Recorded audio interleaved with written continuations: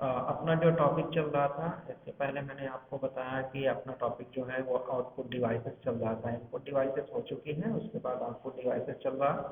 अब output devices में अपने को देखना है कि कौन कौन सा आउटपुट डिवाइस हमने बता दिया है, कौन से आउटपुट डिवाइस बचे हैं। तो आपको जैसे मालूम है कि मैंने आपको मॉनिटर, मैंने आपको प्रिंटर, मैंने आपको ये सभी मॉनिटर, प्रिंटर, आउटपुट डिवाइस, मैंने आपको प्लॉटर, ये सभी मैंने आपको बता दिया है। अब सिर्फ एक आउटपुट डिवाइस बचा है, स्पीकर, जो आपके सिलेबस के अकॉर्डिंग है। ठीक है। अब स्पीकर के बारे में एक्सप्लेन करना है आज मुझे, और इसको ये स्पीकर किस तरह से काम करता है और इसको आप बहुत अच्छी तरह से जानते भी होंगे, लेकिन फिर भी मैं डायग्राम के माध्यम से या इमेजेस के माध्यम से इसको एक्सप्लेन करके आपको बता रहा हूँ। दूसरी चीज़ थोड़ा सा मुझे ये है कि आप लोग जो ऑनलाइन क्लासेस लग रहे हैं, इस ऑनलाइन क्लासेस को आप बिल्कुल देखते रहिए, क्योंकि हम बहुत जल्दी आपको असाइनमेंट प्रोवाइड करने वाले हैं यूनिवर्सिटी के रूल के अकॉर्डिंग, अपनी नोटिफिकेशन के अकॉर्डिंग, कि आपको सभी को घर बैठे असाइनमेंट प्रोवाइड किए जाएं और आप उस असाइनमेंट को लिखें। इसके बारे में मैं अभी डिस्कशन करूंगा। थोड़ा सा मैं आउटपुट डिवाइस के बारे में बता दूं, स्पीकर के बारे में एक्सप्लेन कर दूं, फिर इसके बाद आगे मैं इसमें डिस्कशन करता हूं आपसे। ठीक है।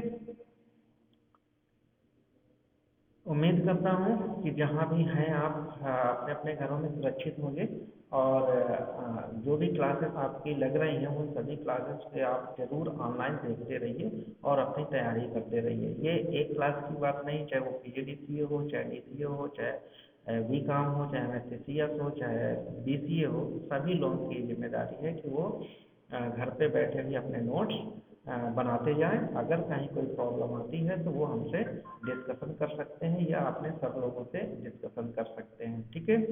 उम्मीद करता हूँ कि आप बहुत ही गंभीरता के साथ पढ़ाई कर रहे होंगे। आपको हर वो सब्जेक्ट, हर वो कंटेंट्स बताए जा रहे हैं जो आपके सिलेबस में दिए गए हैं या नहीं भी दिए गए हैं। ठीक है। तो आप वीडियोस जरूर देखें, क्योंकि ज़्यादा से ज़्यादा वीडियोस देख के ही आप सीख सकते हैं, पढ़ सकते हैं। तो आप कॉमन नोट्स बनाइए अपने अ, हर सब्जेक्ट के कॉमन कर लीजिए। चाहे या तो आप एक कॉपी में बना लें, कॉमन का मेरा मेरा मतलब है कि एक कॉपी में ही बना लें, बड़ी मोटी कॉपी ले लें, या फिर अलग अलग करना चाहें आप तो अलग कर लें। ये आपके ऊपर ऊपर डिपेंड है हम कि आप कैसे बनाना चाह रहे हैं। ठीक है। चलिए, उम्मीद करता हूँ कि अभी तक का जो मैंने पढ़ाया है वो आपको समझ में आ रहा होगा। आज का जो टॉपिक अपन चूज किए हैं वो टॉपिक है आपका स्पीकर। तो स्पीकर क्या होता है इसके बारे में डिस्कशन करते हैं। तो चलिए अपनी उस फाइल पे चलते हैं, जो फाइल मैंने आपको अभी तक इस फाइल में पूरा डेटा हम लोगों ने रखा है, उसी फाइल को एक्सेस करते हैं। तो ये फाइल मैंने डिस्प्ले मेरी, ये देखिए आप देख सकते हैं ये स्पीकर। तो आप यहाँ से पता कर सकते हैं। देखिए स्पीकर क्या होते हैं, ये मैं एक इमेज लिया हूँ और उस इमेज के तहत आपको समझाने की कोशिश कर रहा हूँ कि ये स्पीकर होते हैं। ठीक है।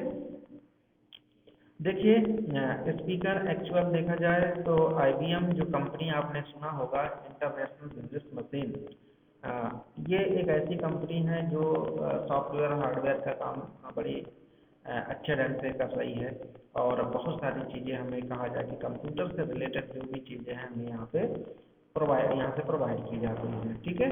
तो IBM, शायद आप बिल गेट्स का नाम सुना होगा। अगर आप लोगों ने थोड़ा बहुत भी पढ़ा होगा, कंप्यूटर पढ़ ही रहे हैं तो कंप्यूटर की हिस्ट्री भी पढ़ा होगा, और मैंने बताया भी था कि बिल गेट्स कौन है, इनके बारे में भी मैंने डिस्कशन किया था आपसे। ठीक है। तो ये IBM जो है, ये अगर मैं बात करूँ तो 1981 में इंटरनल आउटपुट आउट एक जो स्पीकर की क्वालिटी हुआ करते थे, अगर 1981 की बात करूँ तो उस समय इतनी अच्छी क्वालिटी स्पीकर की नहीं हुआ करते थे। ठीक है। जो साउंड्स निकलते थे वो बहुत अच्छे साउंड्स नहीं निकलते थे। लेकिन आज अगर हम उनसे तुलना करें 1981 से और आज 2002 2020 की तुलना अगर हम करें तो ये मान के चलिए कि बहुत अंतर हो गया है इन 39 सालों में। यानी इतना बड़ा बड़ा डिफरेंस हो गया है कि आप समझ लीजिए कि जो आज आप साउंड सुन रहे हैं और जो पहले साउंड सुने जाते थे उनमें बहुत अंतर हो गया है। ठीक है, आज देखिए आपको कितनी क्लियरनेस मिलती है चीज़ें, जो कि पहले अगर आप देखते होंगे तो स्पीकर किस तरह के यूज होते थे वो शायद आपको ध्यान हो। आज से 4-6 साल पहले, 8 साल पहले भी आप देखिए तो आपको स्पीकर अलग अलग तरीके की, ये मैं जो अलग अलग तरीके के स्पीकर यहाँ पे डिस्प्ले कर रहे हैं आप देख सकते थे, पहले इस तरह की कुछ चीज़ें यूज होती थी। आप देखिए तो आप हेडफोन और ये सब यूज करते हो और बड़े आसानी के साथ सुनते हो। ठीक है, अब आते हैं ये आखिरकार ये काम किस तरह से करता है। तो ये एनालॉग और डिजिटल फॉर्मेट में काम करता है। अब एनालॉग और डिजिटल क्या होता है, तो जैसे मैंने बताया कि डिजिटल 0 और 1 फॉर्मेट पे होता है। आप देखिए अगर कोई भी चीज़ हमें सुननी होती है तो आप देखिए जब बोलते हैं आप और बोलने के बाद जब उसका आउटपुट आप लेते हैं तो आप देखिए कितनी क्लियरनेस आपको निकलती है। अगर उसी को बेस अगर आपने सेट कर दिया है तो बेस के अकॉर्डिंग काम होने लगता है। कभी कभी आप किसी की वॉइस समझ ही नहीं पाते हैं कि कौन बोल रहा है। जानते हो ये किसका कमाल है, ये सभी स्पीकर का ही कमाल है कि वो किस तरह से आपको सुनाई दे रहा है चीज़ें। ठीक है, अब यहाँ ये आउटपुट कैसे है ये भी आप समझ लो थोड़ा सा। तो आउटपुट ये ऐसे है कि इसको जो भी हम बोलते हैं, जैसे अभी मैं आपको एग्जांपल यही दे रहा हूँ। आप हमारे वीडियोस देखते होंगे, सब लोगों की वीडियोस देखते होंगे। ठीक है, तो पहले हम बोलते हैं। ठीक है, बोलते हैं तो बोलना जो हमारा हुआ तो कंप्यूटर जो उसको एक्सेस करता है वो इनपुट कर रहा है, लेकिन इसको सुनने के लिए हमें किसी न किसी डिवाइस की जरूरत पड़ती है। ठीक है, जैसे आप कहते हो कि साउंड है हमारे पास, स्पीकर है तो हम उसके साथ सुन लेंगे। तो एक लिमिट होती है, यानी उस लिमिट तक आप सुन सकते हैं। अगर आपको उससे ज़्यादा वॉइस चाहिए तो फिर आप उतने एम्पलीफायर का प्लस साउंड स्पीकर यूज करते हो। ठीक है, यानी सबकी कैपेसिटी होती है। यानी हमारी भी सुनने की, जो हमारे कानों की क्षमता है सुनने की, उसकी एक कैपेसिटी है। अगर उससे ज़्यादा अगर हमारे कानों के शोर कर दिया जाए तो हमारे कान के पर्दे भी फट सकते हैं। ठीक है, क्यों? क्योंकि हर चीज़ का एक मानक एक मानक रखा गया है कि इससे ज़्यादा अगर किसी चीज़ का शोर शराबा होता है तो आपके कानों के लिए हानिकारक होगा। ठीक है, जैसे हमारी आंखों के लिए होता है उसी तरह से हमारे कानों के लिए भी हानिकारक हो सकता है अगर आपने ज़्यादा साउंड, ज़्यादा तेज आवाज़ सुनी तो। ठीक, तो ये जब वीडियो हम बना के और इसको अपलोड करते हैं और आप देखते हो तो उस वीडियो को देखने के साथ साथ आपको सुनने की ज़रूरत पड़ती है कि आखिरकार इस वीडियो में क्या बोला गया है, क्या बताया गया है। तो आप किसी न किसी डिवाइस का यूज़ करते हो। ठीक है, हेडफोन हो गया तो हेडफोन का आपने यूज़ कर लिया। अगर आपके पास स्पीकर लगे हैं कंप्यूटर में अलग से तो आपने कंप्यूटर का यूज़ कर लिया। अगर आप देखें तो आप एंड्रॉयड का अगर यूज़ करते हैं तो आप एंड्रॉयड के स्पीकर का यूज़ कर लेते हैं। कभी कभी आपको साउंड कम सुनाई देती है तो आप उसका वॉल्यूम बढ़ा देते हैं, है ना। या मैं ऐसे कहूँ कि यहाँ पे आप देख सकते हो कि ये स्पीकर ही है। ये देखिए ये 100% में अभी आपका डिस्प्ले हो रहा है। अगर मैं इसको कम कर दूँ तो ये मुझे जो मैं वीडियोस बना रहा हूँ ये आपको धीमे सुनाई देगा। ठीक है, तो मेरा कहने का तात्पर्य ये है कि स्पीकर का ही कमाल है जो आज हम ऑनलाइन क्लासेस का यूज़ कर पा रहे हैं। नहीं, आप सिर्फ इमेजेस देखते हैं, आपको साउंड सुनाई नहीं देता और आपको इतनी क्लियर साउंड सुनाई देती है कि आप हर वो चीज़ को एक्सेस कर लेते हैं। ठीक है, तो अब चलते हैं थोड़ा सा इसको एक्सप्लेन करने कि स्पीकर एक कंप्यूटर हार्डवेयर आउटपुट डिवाइस है। जैसे मैंने बताया कि अपन आउटपुट डिवाइस पढ़ रहे हैं और वो आउटपुट डिवाइस कौन सा है? स्पीकर है, जिसका उपयोग कंप्यूटर से कनेक्ट करके ध्वनि को सुनने के लिए किया जाता है। या ऐसा कह सकते हैं कि कंप्यूटर से हम इसको कनेक्ट करते हैं। मान लीजिए बिल्ट इन, आजकल तो देखो आपके कंप्यूटर जो भी आते हैं वो बिल्ट इन कंप्यूटर आते हैं, बिल्ट इन स्पीकर आते हैं। ठीक है, क्यों बिल्ट इन का मतलब आप समझते होंगे कि जब आप परचेज करते हैं, जब आप कंप्यूटर को खरीदते हैं उस समय उसमें जुड़ा हुआ होता है, यानी पहले से ही स्पीकर साउंड्स लगे हुए होते हैं। हाँ, एक लिमिट तक। अगर आप चाहो कि मैं इस कमरे में बैठा हूँ और मैं जाके इससे 100 मीटर या 50 मीटर जाके वो दूर सुनना चाहूँ तो उसकी उतनी क्षमता नहीं होती। और वो जितनी क्षमता है उतने उस क्षमता के अकॉर्डिंग वो आपको सुनाई देगा। ठीक है, तो ये ध्वनि उत्पन्न करता है। ठीक है, कुछ विशेष प्रकार के स्पीकर कंप्यूटर में कनेक्ट करने के लिए बनाए गए हैं। तो शायद मुझे लगता है कि शायद आप कंप्यूटर में जो स्पीकर लगे होते हैं या यूज़ किए जाते हैं वो भी आपने देखा होगा। ठीक है, हम उन स्पीकर को ड्राइवर्स होते हैं, अगर आप अलग से लगाना चाहते हैं कि हमें साउंड सुनना है तो आप स्पीकर लगाइए। स्पीकर में तो बिल्ट-इन ड्राइवर भी आते हैं, अलग से भी ड्राइवर आते हैं। अगर आप ड्राइवर इंस्टॉल कर लेंगे तो वही वाला ड्राइवर जो स्पीकर आपके लाए हैं जैसे इंस्टॉल करेंगे तो वो एक्सेस करना आप उसको शुरू कर देते हैं इंस्टॉल करने के बाद। ठीक है, लेकिन ये काम होता है ये तभी होगा जब आपके पास कंप्यूटर होगा। ठीक है, विशेष प्रकार के स्पीकर कंप्यूटर में कनेक्ट करने के लिए बनाए गए हैं, जबकि यानी स्पीकर्स को किसी भी डिवाइस से जोड़ा जा सकता है।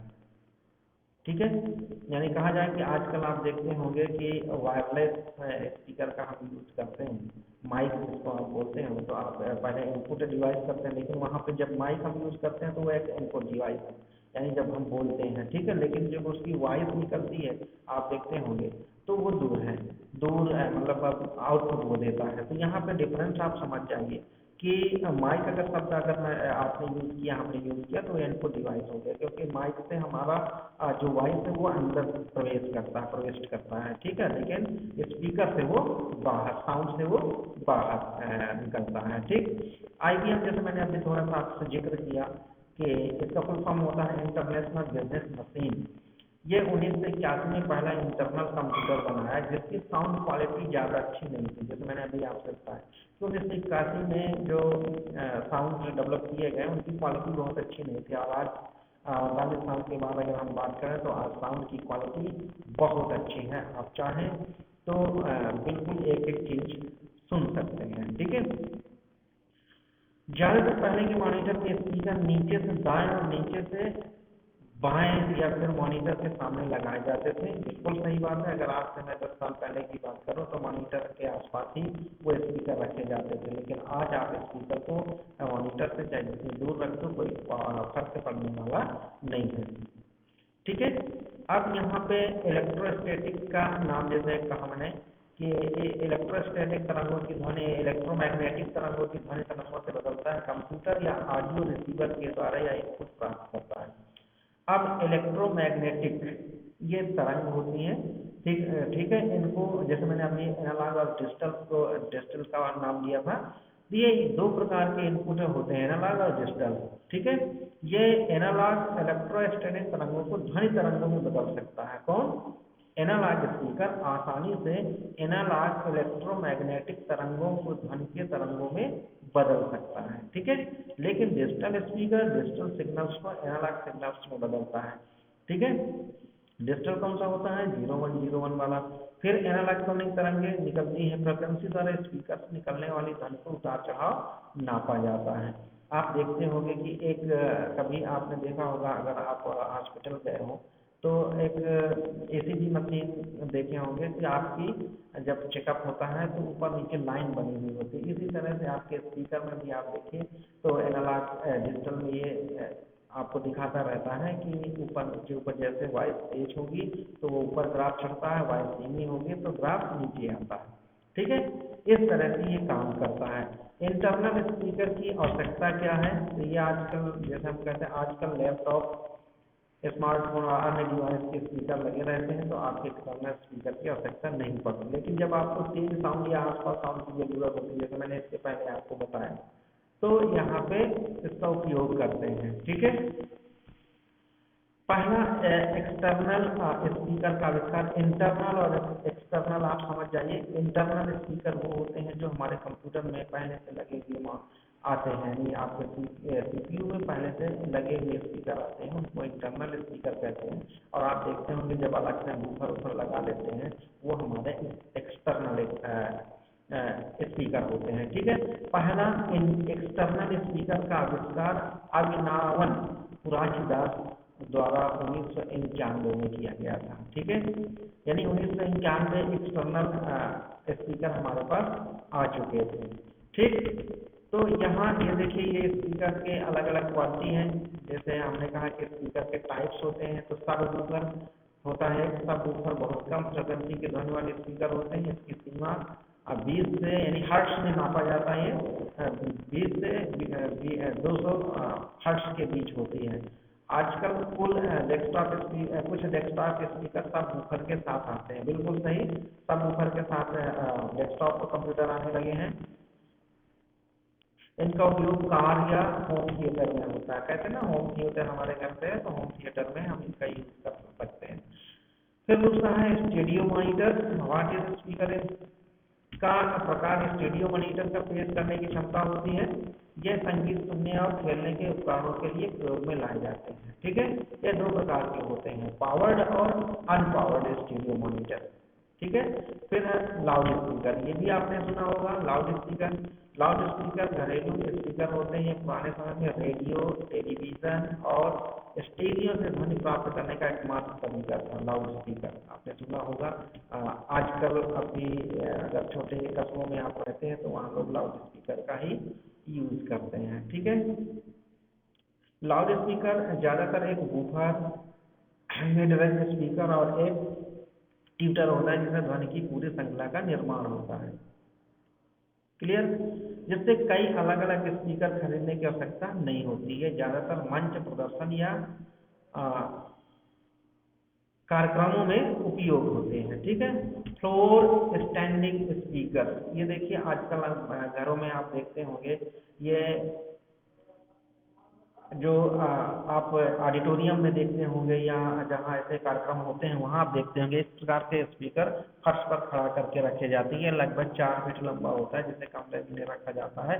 वहाँ ये स्पीकर पूरी तरीके से दिखाई देते हैं। इसको रखने के लिए स्पेस की आवश्यकता होती है। ऑडिटोरियम में, या फिर मैं ये कहूँ कि जब आपके घरों में फंक्शन होते हैं तब इस तरह के स्पीकर की हमें जरूरत पड़ती है। ठीक है, फिर book shelf speaker. Home theatre speaker भी कहा जाता है। या मध्यम आकार के स्पीकर होते हैं। इस प्रकार के स्पीकर को टेलीविजन के दोनों ओर या किसी कमरे के चारों तरफ रखा जा सकता है। सेंट्रल चैनल स्पीकर देख सकते हो, ये इस तरह के स्पीकर है, आपको स्क्रीन पे दिखाई दे रहा होगा।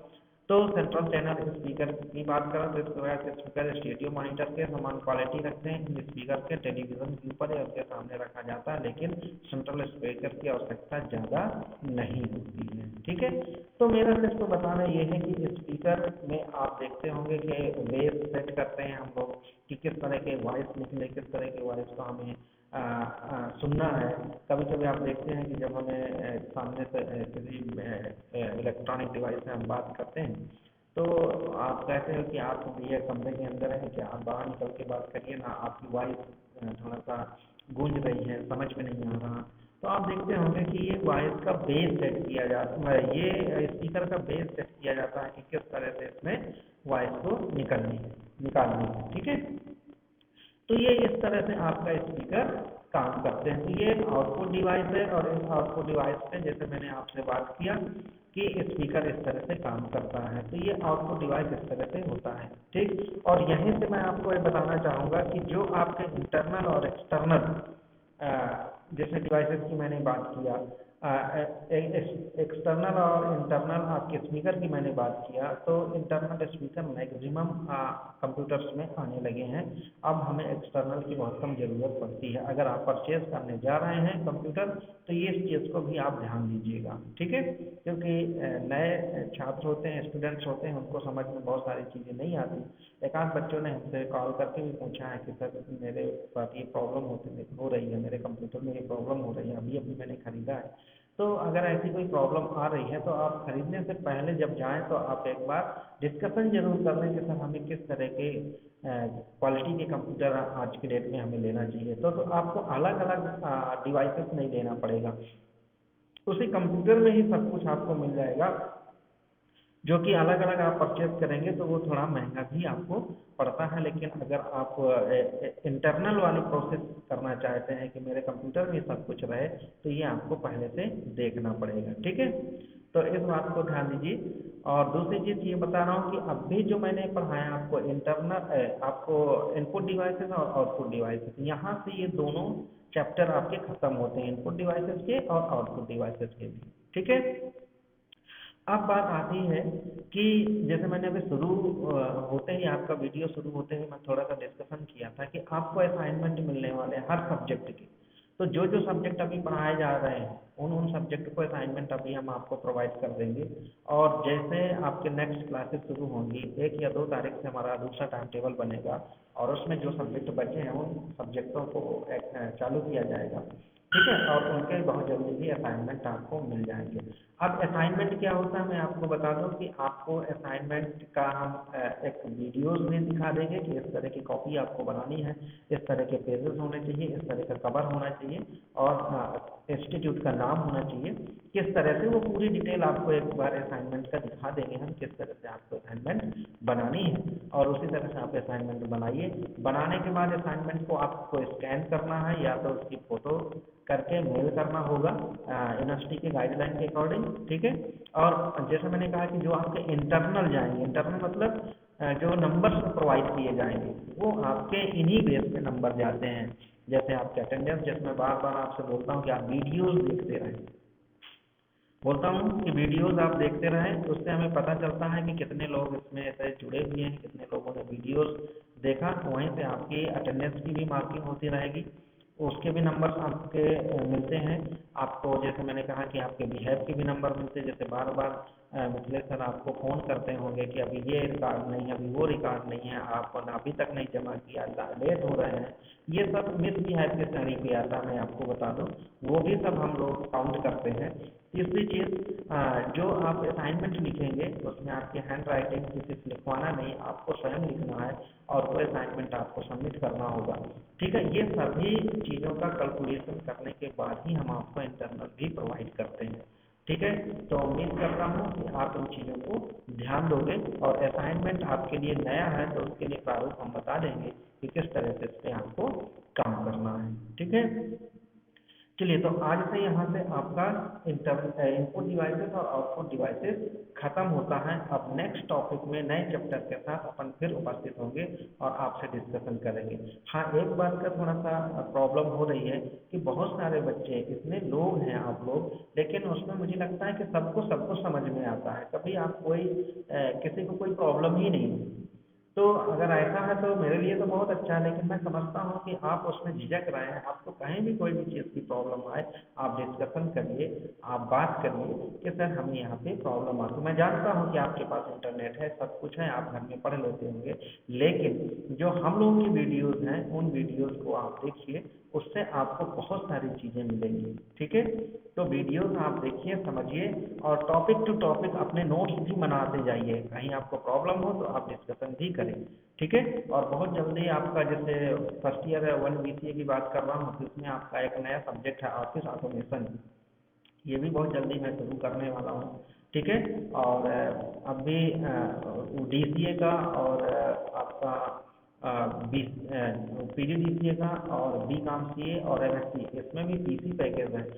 तो PC पैकेज भी बहुत जल्दी सभी के क्लासेस के शुरू करने वाले हैं हम, ठीक है। क्यों? क्योंकि आपके सिलेबस के अकॉर्डिंग अगर हम बात करें तो डेली वीडियोस बनाएंगे तो वो यूनिवर्सिटी के अकॉर्डिंग 41 लेक्चर्स में आपका खत्म हो जाना चाहिए, ठीक है, यानी 41 दिन में।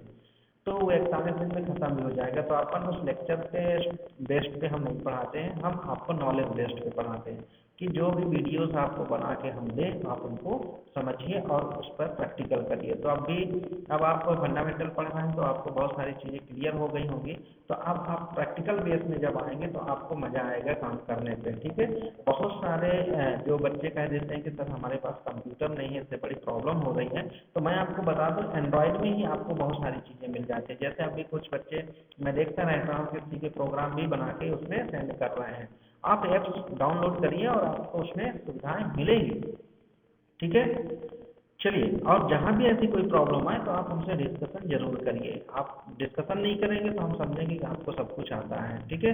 नोट्स बनाइए, नोट्स बनाने के साथ साथ आपको असाइनमेंट मिला जाएगा, असाइनमेंट वो सबमिट हो जाएंगे, मतलब इलेक्ट्रॉनिक सबमिट होंगे, ये मैं आपको बता दे रहा हूँ क्योंकि नोटिफिकेशन हमारे पास आ चुका है, ठीक है।